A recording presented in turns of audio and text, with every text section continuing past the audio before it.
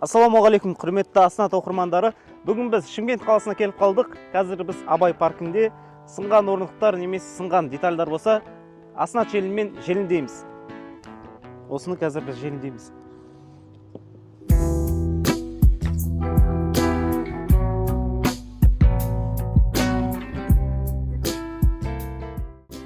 Өте сапасыз клеймен желімденген.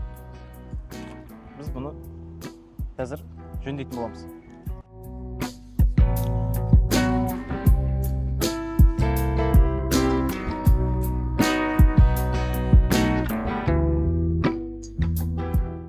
Құрметті достар, орындығымыз сынған, желімдейтін боламыз.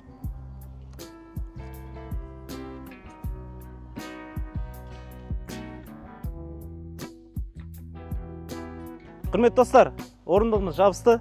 Тағы қай жерге барайық, комментарияға жаза кетіңіз.